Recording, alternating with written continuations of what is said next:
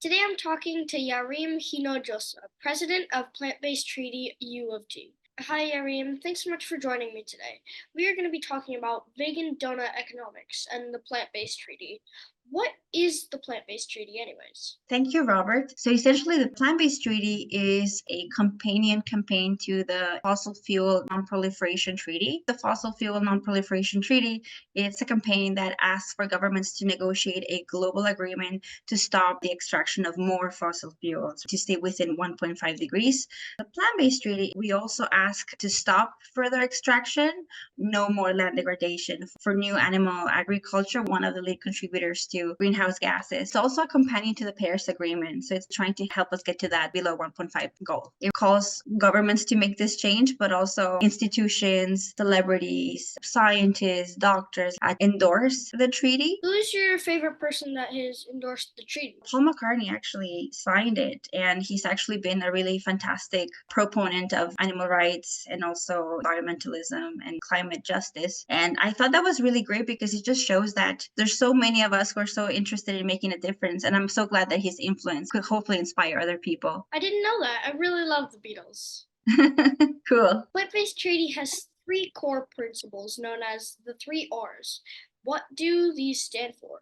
Probably not reading, writing, and arithmetic, right? So these three R's are really a foundation to try to help us reach the goal. So the first one is we know that we have a problem. So first we need to relinquish, stop the problem from getting worse. So we can do that by no more land use, no more deforestation, no more ecosystem degradation for animal agriculture. So we know what the problem is. Let's just stop it, right? Let's relinquish that practice. So the second R is that it's not that we're just stopping. Let's think how we can redirect. We're not on the right path. Let's stop for a moment and then let's redirect. It's basically an active transition away from animal-based food systems to a plant-based food system. And after we're redirected, that's going to help us restore. That's the third R. That's when we can actually actively restore key ecosystems, particularly forests and rewilding landscapes. So yeah, those are relinquish, redirect, and restore. Nice. The Plant-Based Treaty had official UN observer status. At COP28 this past year, they launched a new report titled Safe and Just,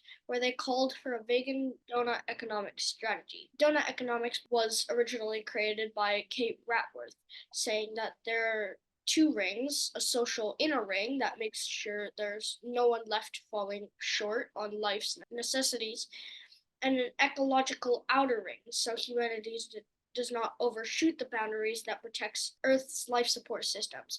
Between these two circles lies the donut, that is both ecologically safe and socially just, a space in which humanity can thrive.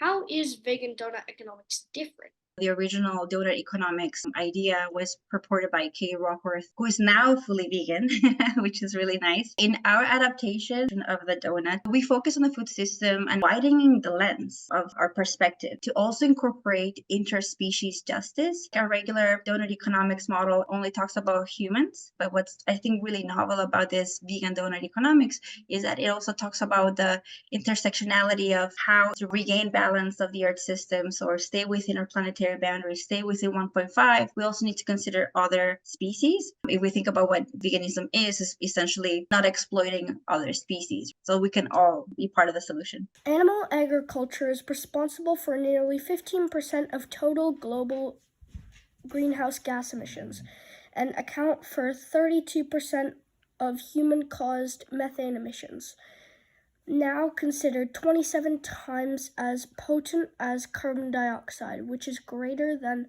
all the transportation emissions combined. How do current food systems negatively impact our planet?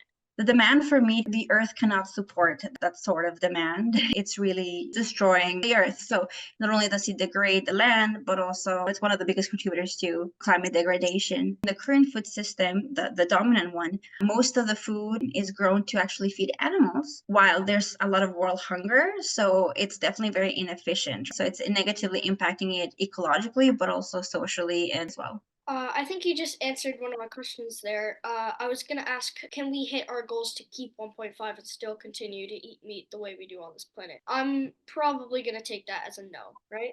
Yeah, you're right. You got it. Yeah, no, yeah. And you're completely right. We have already hit 0.48 Celsius by the end of last year. However, this is why it's so important. Like, I don't want anyone who's listening to feel discouraged, but rather, you know what? Please come on board. We can do this. It's a matter of educating others. Not a lot of people really know about the impact of animal agriculture on the planet. We usually think, okay, carbon is the main problem, but it's many different little problems. So even though last year, 2023, was actually recorded to be the hottest year on record, there's different planetary boundaries. The Earth has different Earth systems that help it keep healthy. Out of the nine, six have already been broken. They were broken last year. Actually, there's this documentary. I'm not sure if you've watched it, Robert. It's called Eating Our Way to Extinction. Have you watched it? I think I've read a book similar to it. Yeah, you're right. There is a book. There's a book. And from the book, there's actually a documentary, which I invite you to watch. It's actually free. You can watch it on YouTube. You just go Eating Our Way to Extinction. And it just talks about those planetary boundaries. And it's a really nice documentary, but it's also very hopeful, very cheerful. Because I know that a lot of documentaries could maybe, even for me, they make me feel, oh my God. How can kids help endorse the plant-based treaty? You know what? I really think that it's so important that young change makers like you are taking interest in this type of conversations because, from my experience, for example, working with the student club at the University of Toronto, it's actually the student voices that are actually being heard the most. What we're doing, for example, is talking to the chefs, the food departments, sustainability department to work together to even make changes within the university. So I guess what I'm trying to say, Robert, is that I'm so inspired by your work and I'm so thankful that you're interviewing me and we're talking about this. And I just want to really inspire you also to, you're making changes already, but maybe you could also explore trying to make some changes within your school as well. Because sometimes, even if, for example, if you're interested in the impact of animal agriculture on the planet, maybe you could even, as an idea, make a presentation or maybe start a club or even talk into a cafeteria. If you're interested and if you need any information or support, I will be so excited to help if you need me to. Thank you. I read animals provide 37% of global protein and 18% of global calories, but take 83% of farmland and 71% of global deforestation. If everyone went vegan, how much would this change? How much do you think the vegan might save in water? You can guess 6 to 1,100 gallons. So it's a lot. That's around like 20 times the size of a bathtub. So imagine like that much water. Yeah, it's a lot. We got that information. There's a calculator. It's called vegancalculator.com. You doing veganuary, you save so much water. Fantastic activism. And also going vegan for one day could also save 30 square feet of forest, 20 pounds of carbon dioxide, and if you go vegan for one day, you can save one animal life. Oh, that's pretty cool. Nice. It would be great if we could make rewards for people who go all plant-based. In 2021, Canada subsidized 1.7 billion for animal agriculture. What if Canada used that money to make plant-based food like healthy fruits and vegetables and easy vegan alternatives less expensive for families? Why does Canada have this history of subsidizing all the things that are bad for us? There's two sides of this answer, I guess. One of them is that the economic system is part of it, but the second part is that maybe more of us need to also speak to our city councilors or politicians and tell them that we would like some subsidies to go to plant-based foods, because even the Canada food guide actually recommends more vegetables, water instead of milk. So I really think it's a matter of maybe approaching city councilors, politicians, or even your schools, because sometimes schools could be receiving some subsidies from specific industries like Dairy Farmers of Canada. If students like you, if parents, also speaking to school boards and administration, I think, Robert, your local MP might be a good start. You being a constituent of an area where you live might sound scary at first, but I remember when I first called an MP and it was a little bit scary at first, but then they were so nice because they really want to know what they think about the climate. And if this is something important to you, if you want to tell them, hey, could you make plant-based foods cheaper or more accessible because it's healthier for the planet, for my health, for my future, 100%, they will love to hear from you. What is the coolest thing about vegan donut economics? Well, we have an inside joke. We say that the vegan donut economics is the only donut that's actually good for you because it's healthy. Yeah. I really think the coolest thing is that it talks about a circular approach, basically everybody benefiting, right? It's not a top down or bottom up. In this donut, everyone is really interrelated. The planet, which is like the outside part of the donut, and then the inside part, which is basically all the benefits like health, education, food security, land equity, reforestation, rewilding, and also indigenous protection, because that's so important, like, interspecies justice. So everyone's included. No one's left behind. Why do you feel so passionately about the plant-based treaty? I started being part of this whole campaign since 2021. So ever since then, it's grown so big with a lot of support. In the span of what, 2 years? We have 138,000 supporters. We have so many cities have been on board, universities, scientists, individuals, organizations.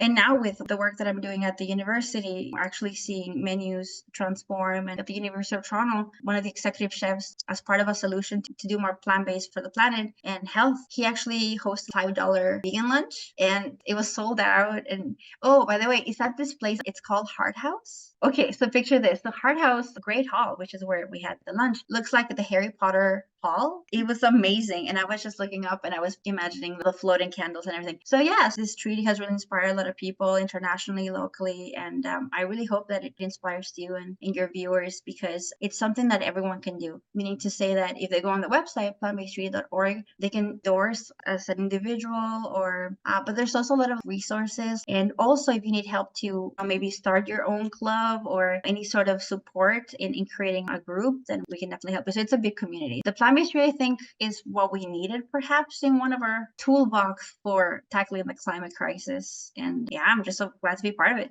Edinburgh and LA have now joined 24 cities calling for the negotiation of a global plant-based treaty as a companion to the Paris Agreement. How can kids get their city to ask for the negotiation of a global plant-based treaty? We actually have a petition on our website, so you can definitely get them to sign the petition. So any friends of yours, any youth, any students. But also I would recommend that you speak to your local MP and you let them know about it. You can mention this issue is important to me because I discovered the impact on animal agriculture on the planet, and this is a way that you can help. Can you please sign the treaty? And for good news, many other, as you mentioned, Edinburgh has already endorsed it, LA has endorsed it. So Toronto, it only seems logical that they can follow suit. Maybe we just need to connect with the MPs and mention that other cities have been interested in this solution and maybe get them excited about joining and being part of that solution. How they can do that is that they can let you know that they're interested. And if you need any help, you can also contact us and can liaise. Sometimes it's as simple as a conversation. And sometimes politicians or local MPs may not know what matters to kids. So I really think meeting with your local MP and just sharing your thoughts, I think that's the first step. Another really very impactful way for you to make a difference in helping your city endorse the treaty is that maybe you can also ask your school to endorse the treaty. You can also ask your friends to get on board and also maybe even create like a student club. I think that would be really, really cool. And all of you can create ideas, and your voice is really important, and you taking action. What happens when you sign the plant-based treaty as an individual? It basically shows the global community that your individual voice matters, because now that we have over 138,000 people, individuals who have signed, it really makes an impact because it just shows that it's an initiative that we care for. Yarim, thanks so much for joining me. As a thank you, we'd like to make a donation for $25 Canadian to the plant-based treaty. Please click the link below to sign the plant-based treaty as an individual or to make a donation. And remember, together kids can save the world. Thank you. Thank you, Robert, and thank you for the donation. And yeah, hopefully everyone can visit plantbasedtreaty.org. And I'm so excited for all your projects that you're doing right now and your future projects. So I'll tell everyone to check your YouTube as well. So thank you. Thank you. Yay. Yeah. Yeah, we got this. Can we do a virtual high five? Let's do a virtual high five. Ah. Yeah.